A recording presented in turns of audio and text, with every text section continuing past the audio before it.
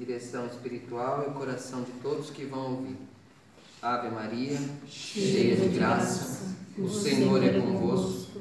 Bendita sois vós entre as mulheres, bendito é o fruto do vosso ventre, Jesus. Santa Maria, Mãe de Deus, rogai por nós, pecadores, agora e na hora de nossa morte. Amém.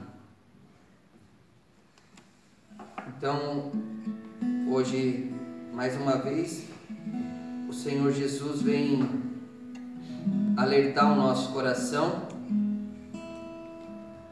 para que a gente não caia nos perigos diários que são apresentados a cada situação dos nossos dias, né? É por isso que, como eu falei na terça-feira, sobre a providência divina, que sempre vem o necessário para aquele dia, para aquele momento, que nós não rezamos o pão nosso dos 30 dias nos dai hoje, né? Mas sempre o pão nosso de cada dia nos dai hoje. E a leitura que deve ser comungada por nossa vida também é assim, é uma leitura para cada dia, e ela se encaixa em nossa vida a cada dia, e ela é necessário ser comungada a cada dia para enfrentar situações que aparecem a cada dia. Então não são remédios eternos que você não precisa mais tomar, sabe? Não é a palavra de Deus, o corpo e o sangue de Jesus que nós comungamos na Santa Missa, na celebração da palavra, o Evangelho e as leituras que nós comungamos também, são tudo isso o alimento para cada dia. Então não são poções mágicas que nos livram para o resto da vida de qualquer situação, mas a cada dia o Senhor nos oferece, como fazia já no Antigo Testamento, o maná, né, que era o pão do céu, para aquele dia. Só era para aquele dia. É interessante, lembrei do maná agora, porque no Antigo Testamento, quando o povo pediu a Deus alimento, e Deus fez descer do céu como orvalho o maná, e as pessoas no primeiro dia juntaram bastante, porque aquilo era pão, e eles viram, Deus fez chover pão do céu. Então eles juntavam tudo aquilo e recolhiam em vários cestos para durar vários dias, mas só que no outro dia estava tudo estragado, porque no outro dia choveria novamente o orvalho do maná e estaria lá o alimento para o próximo dia. E eles foram aprendendo essa dinâmica de Deus, de dar o necessário todos os dias, mas somente para aquele dia. E isso educa a nossa fé e nossa humanidade a não se acomodar, porque o ser humano tem a tendência natural de se acomodar. Então, se eu posso juntar o maná necessário para 30 dias, por que eu vou sair todo dia lá colher? Eu vou trabalho hoje e descanso 29 dias, né? O ser humano tem essa tendência natural de se acomodar nas coisas. Então, o Senhor quer dar dinâmica à nossa vida, nos fazendo aprender a viver da providência diária. E hoje, mais uma vez, vem a leitura do Evangelho e também hoje a Eucaristia para nos ajudar nessa caminhada do hoje. O Senhor começa dizendo assim para os fariseus e para os seus discípulos, falando sobre os fariseus. Naquele tempo disse Jesus aos seus discípulos: se a vossa justiça não for maior do que a justiça dos mestres da lei e dos fariseus, vocês não entrarão no reino dos céus. É muito forte isso. Vocês já meditaram sobre esse versículo específico? Já meditaram nisso? Pararam um tempo diante do Santíssimo para meditar isso? É uma palavra muito forte. Jesus está fazendo uma afirmação, e Jesus é a palavra que se fez carne. Não existe disse e depois disse em Jesus. Jesus é a palavra que se fez carne. Ele está afirmando uma verdade eterna, que se a nossa justiça não for maior que a justiça dos mestres da lei e dos fariseus, não entrarão no reino dos céus. Ele está afirmando isso. Ele não está dizendo, se a sua justiça não for maior, pode ser que você não entre no reino dos céus. Não está dizendo isso. Está dizendo, se a sua justiça não for maior do que a dos mestres da lei e dos fariseus, não vão entrar no reino dos céus. Uma afirmação. Quem eram esses mestres da lei e esses fariseus? A gente pode correr o risco de achar que esses homens eram os caras mais pervertidos que existia. Para Jesus dizer, olha, se a sua justiça não for maior que a deles, vocês não vão entrar no reino dos céus. Então a gente imagina, nossa, a justiça desses caras devia ser terrível, né? Profana completamente. Só que aí que a gente se engana. Esses homens cumpriam rigorosamente a lei de Moisés. Os 10 mandamentos e mais os 1000 e tantos mandamentos que eles criaram depois em cima dos 10, eles cumpriam rigorosamente e publicamente tudo isso. E além de cumprir, exigiam o cumprimento, que os outros também cumprissem. Então, a justiça dos fariseus e a justiça dos mestres da lei, qual é então essa justiça que Jesus condena? A justiça do legalismo, a justiça do cumprimento de lei desvinculado da ação da misericórdia, desvinculado do ser humano, como se a lei tivesse um poder em si mesmo maior do que a vida de um ser humano. Para a gente ilustrar esse trecho, veio na minha cabeça assim aquela passagem da pecadora que trouxeram a Jesus pega em adultério. Vocês lembram dessa passagem? Jesus está lá pregando, aí os fariseus trazem, essa é a justiça dos fariseus.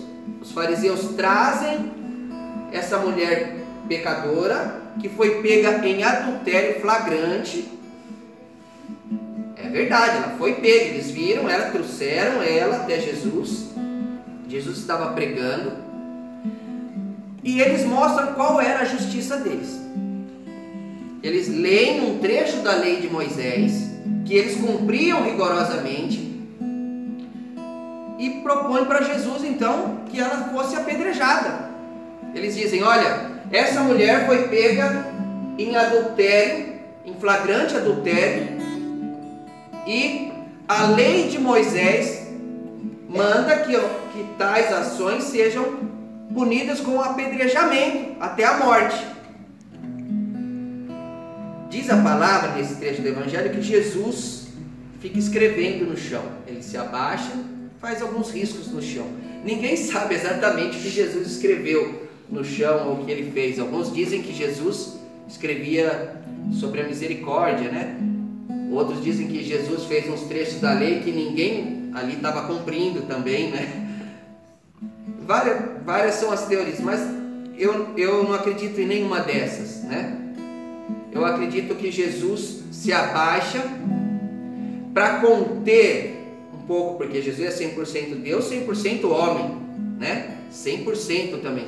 Deve ter dado um nervoso nele aquilo, né? Então ele se abaixa um pouco para submeter sua humanidade, a sua divindade e a vontade de Deus. E ele levanta e diz para ele, tá bom, então aquele que não tiver pecado, atire a primeira pedra. Jesus mostra diante dos fariseus e dos mestres da lei que a lei foi feita para o ser humano e que a lei desvinculada da misericórdia com o ser humano perde a graça que Deus deu nessa lei, porque toda a lei foi criada por graça de Deus, para o bem do ser humano, mas ela perde essa graça quando ela é usada contra o ser humano. E é interessante saber que Jesus não está inocentando aquela mulher. Isso é importante a gente saber. Ele não está inocentando, porque tratar com misericórdia não significa inocentar o culpado, mas tratar com misericórdia o culpado. Bem diferente. Não é dizer que o culpado é vítima da sociedade, é vítima daquela lei, é vítima como a gente está acostumado a ouvir hoje. Não. Jesus age diferente. Jesus não quer dizer que ela não pecou. Jesus não falou isso. Não disse ela não fez isso que vocês estão falando. Jesus não falou isso. Jesus não disse ela é uma vítima da sociedade, ela não fez nada disso. Jesus não disse isso. Jesus disse: quem nunca errou, então atire a primeira pedra. Quando todo mundo foi embora, Jesus disse para ela: mulher, cadê os que te condenaram? E ela fala: não ficou ninguém, Senhor. E ele fala: então eu também não te condeno. Vai e não peques mais. Então Jesus chama a atenção dela. Não está inocentando, dizendo: você não pecou, vai em paz. Jesus não falou isso. Ele falou: eu também não te condeno, vai e não peques mais. Não tornes a pecar. É bem diferente do que inocentar o pecador, inocentar o culpado. Não é isso. Só que a justiça dos fariseus era baseada em punir e matar o culpado, que também é muito fora daquilo que Deus, todas as leis de Deus sempre foram criadas para proteger os fracos, sabiam? Vocês sabiam disso? Desde os 10 mandamentos. Porque naquela época dos 10 mandamentos, um rei, por exemplo, um rei de um povo, um homem poderoso ou forte, que era a lei do mais forte. Não existia lei, né? Até os 10 mandamentos não existia lei. Então o mais forte oprimia o mais fraco. Então se o mais fraco tinha uma mulher mais bonita que a dele, tomava. Se tinha um campo que ele achou que dava mais uva que o dele, ia lá e tomava. Era a lei do mais forte. Toda a lei, se você ler os 10 mandamentos, todo ele foi para proteger os pobres, os fracos, os marginalizados. Toda ela é assim. A gente olha, não cobiçais as coisas dos outros, não queira tomar a mulher dos outros, não matar, não roubar. Tudo era para proteger, para que a sociedade tivesse ordem e os mais fracos conseguissem conviver com os mesmos direitos do que os mais fortes. A lei foi criada por misericórdia. Escutem bem isso. Toda a lei foi criada por misericórdia. Por isso que ela não funciona desvinculada da misericórdia. Por isso que Jesus disse: a justiça dos fariseus é uma justiça da lei sem misericórdia. Então ela não é a de Deus. Por isso que se a nossa justiça não for maior do que a deles, nós não entramos no reino dos céus, porque o reino dos céus é para os misericordiosos. Interpretar a lei, corrigir quem errou, mas não condenar. Corrigir é diferente de condenar. Corrigir o pecador, não condenar o pecador, e nem inocentar quem errou. Pelo contrário, a correção também é uma obra de misericórdia. Quando você corrige alguém, você está agindo com misericórdia, porque aquele alguém, se continuasse agindo daquela forma, ia se estrepar a qualquer momento, né? Então você corrige por misericórdia. Quando Jesus entra no templo, eu queria estar nesse dia. Quando Jesus entra no templo, que vê os vendedores lá no templo, e ele chega chutando as bancas e derrubando tudo, Jesus agiu com misericórdia. Porque a misericórdia, ela depende de pessoa para pessoa. Então, se o meu filho fez arte, com misericórdia eu puxo a orelha dele para ensiná-lo a não fazer mais. E se ele faz uma coisa boa, com misericórdia eu o elogio. Jesus agia dessa mesma forma. Jesus é Deus, então ele não pecou, ele não errou. Ele agiu de forma certa, dando chicotada nos caras lá que estavam vendendo e levantando a mulher pecadora. Foi o mesmo coração misericordioso nas duas situações. Só que para cada situação é um tipo de correção, mas todas elas devem visar a correção de quem está errando. Quando Jesus expulsou eles do templo, ele disse para eles: vocês não sabem que esta é a casa do meu pai e vocês tornaram ela um covil de ladrões? Jesus está dando uma correção dura, mas uma correção. Eu tenho certeza que esses aí que tomaram as chicotadas se salvaram, e se não tivessem, iam continuar lá. Jesus age com misericórdia também nessa situação. Eu quero pegar um trecho de uma fala do Papa Francisco. Eu peguei dois trechos, uma fala de hoje de manhã, né, sobre esse evangelho, mas eu peguei uma fala dele antiga também, que ilustra melhor, só que está muito pequenininho aqui. Deixa eu ver se consigo ler. Aqui, deixa eu ver que data que foi. De 27 de maio de 2017, do ano passado. 27 de maio de 2017. O Papa Francisco está falando exatamente sobre a justiça e a meritocracia. A diferença, né? Hoje se prega, e eu quis tocar nesse assunto aqui, porque hoje se prega justiça com esse nome de meritocracia, né? Hoje se usa muito isso. Então para se dizer que é justo, se põe um manto da moralidade sobre uma situação injusta com o nome de meritocracia. É o que o capitalismo liberal hoje prega, né? Que você tem bastante porque você tem bastante mérito. Quem não tem nada é porque não tem mérito nenhum, né? Isso que é meritocracia. Então, diferente do mérito verdadeiro, bem diferente do mérito verdadeiro.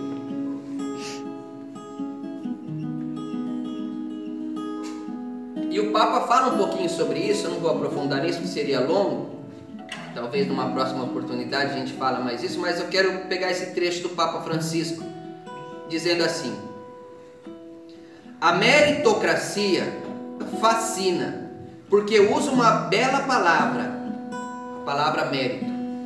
Então já começa enganando por causa da palavra mérito, porque mérito é uma coisa boa, né?